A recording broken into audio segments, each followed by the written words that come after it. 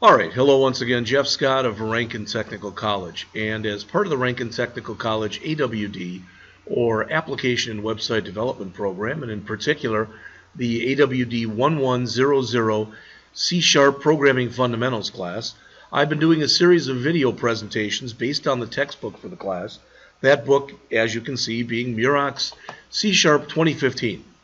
There are 6 sections in the book, 26 chapters. So far I have finished all 3 chapters from Section 1 and Intro to Visual Studio, all 8 chapters from Section 2, the C# Language Essentials. I am now in Section 3, Object-Oriented Programming. I've done chapters 12, 13, and 14, so it's time to jump into 15.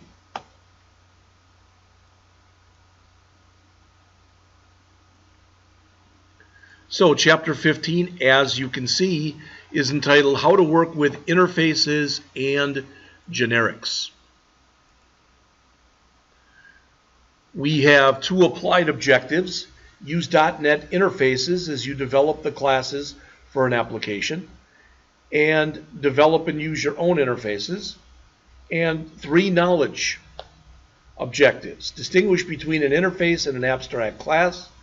Describe the use of the .NET iCloneable, iComparable, and iEnumerable interfaces.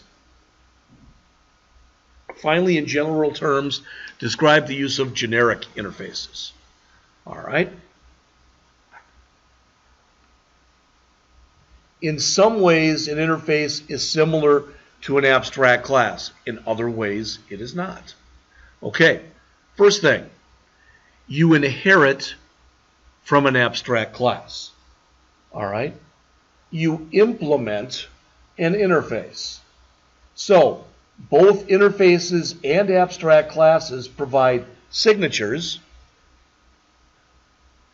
all right, for properties and methods that a class can implement.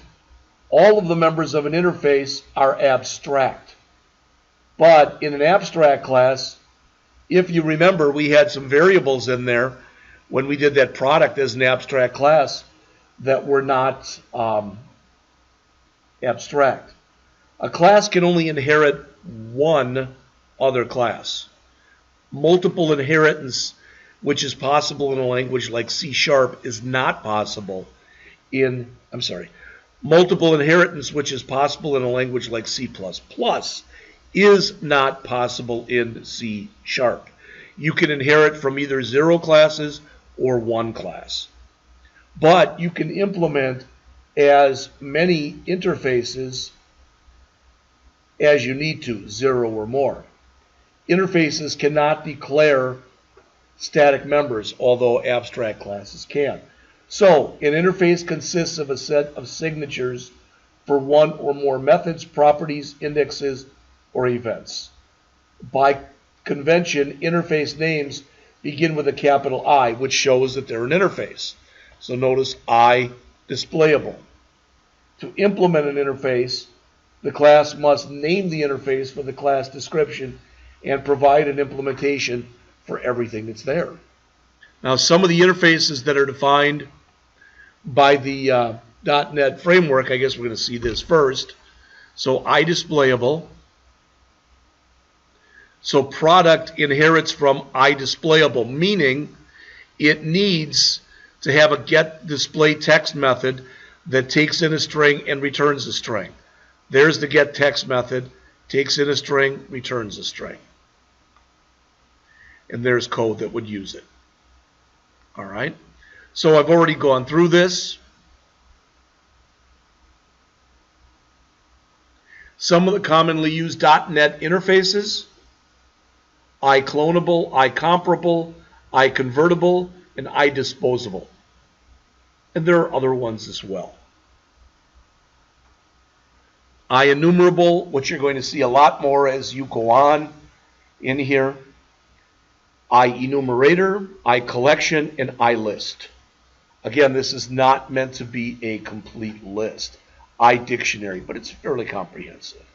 So, as far as the syntax goes for creating an interface, the declaration for an interface is similar to that of a class. The only difference is you use the interface keyword instead of the class keyword. Methods and properties that you declare in an interface cannot include an implementation. As a result, method declarations and get and sets always end with a semicolon. You shouldn't include any access modifiers on interface members. They're all considered to be public and abstract.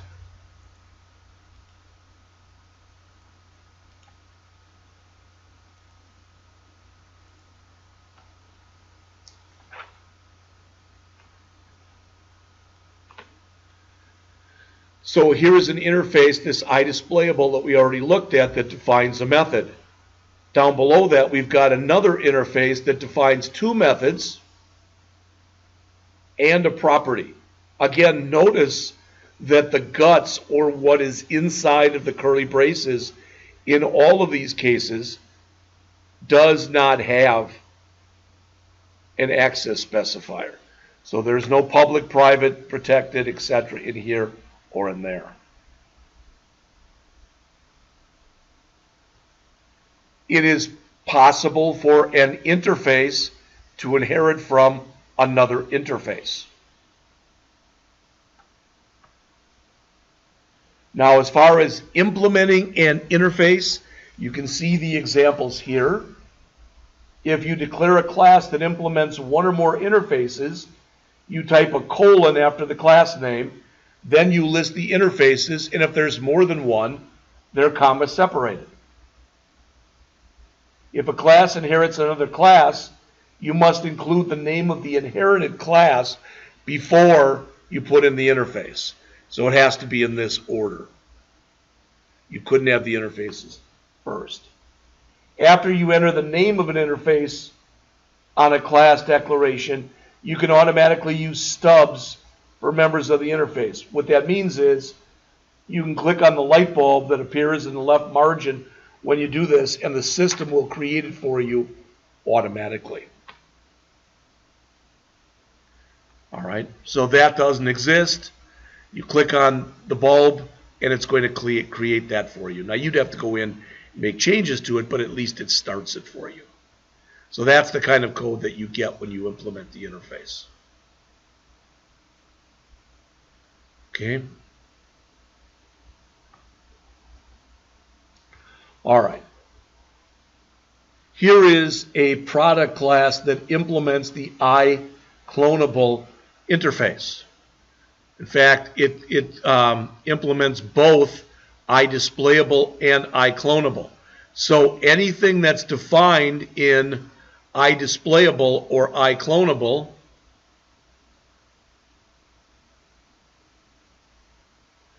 there's iDisplayable.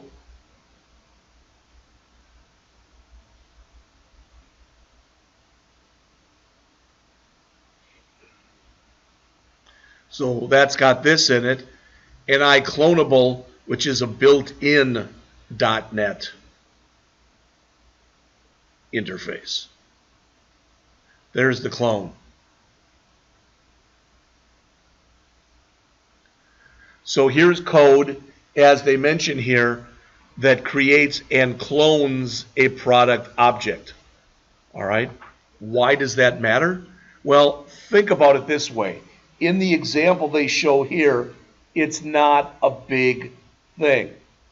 But imagine that you had a product object that had hundreds of class members in it. All right. By using clone, you could go in and make a duplicate and then just change what needs to be changed. For instance, here we've only had to change two things. We still want the price to be the same, but we want the code to be different, and we want the description to be different.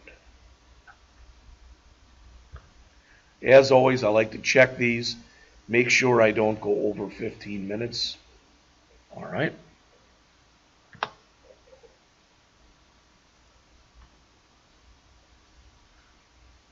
So you can declare a parameter that's used by a method as an interface type.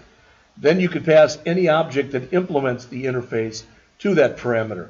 Because in the previous example, the product class implements both iClonable and iDisplayable, it can be passed as an argument to a method that accepts an object of either type. It's kind of what they're showing here. All right, and there we go. All right, let's jump into a little bit of talk about generics. Now, you can use generics to define a type-safe collection that can accept elements of any type. Why does this even matter? When they talk about something being type-safe, it's protecting you, the programmer. All right, so if you say, I want something that's of type product, then you know that what will be in there will be what? A product code, a product description, and a product price, as an example. Now, to define a class for a generic collection, you code these angle brackets after the name of the class, and you specify the type parameter within these angle brackets. Then within the class, you can use the type parameter anywhere that a data type might be used, such as a return type or a parameter type. And by convention, most programmers use the letter T as a type parameter, but you can use any parameter name there that you want.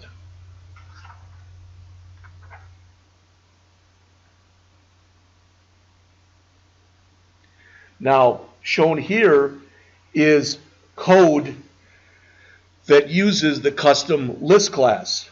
And it shows that the CustomList class can store value types such as int or reference types such as product.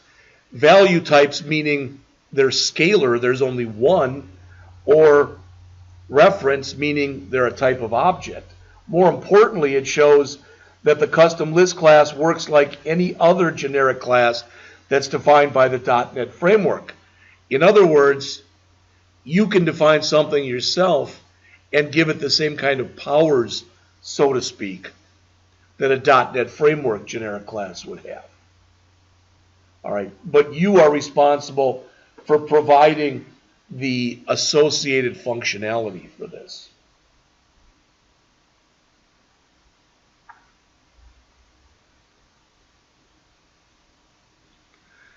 Now, here is a common generic .NET interface. All right. The generic collections of the .NET framework work with generic interfaces, the ones that are described basically here. If you compare these with the interfaces that we talked about earlier, you'll see that they're basically, there's a correspondence. All right. So the .NET framework defines many generic interfaces that are useful especially for working with classes that define generic collections. The iCollection interface provides the iEnumerable interface, which means that any class that implements iCollection must also implement iEnumerable. And there's other things that work in a similar way. Now, this table that's here, and it's on page 495 of the book, it only displays some of the important members of each interface. You want a complete description, again, we can go down to, as we talked about before, all right, we can go down and look on msdn.microsoft.com. All right, I'm up to almost 15 minutes. I don't really have much left, but I'm going to break this up into 2 lectures. All right, so I will be back with part 2 of Chapter 15 in just a couple moments.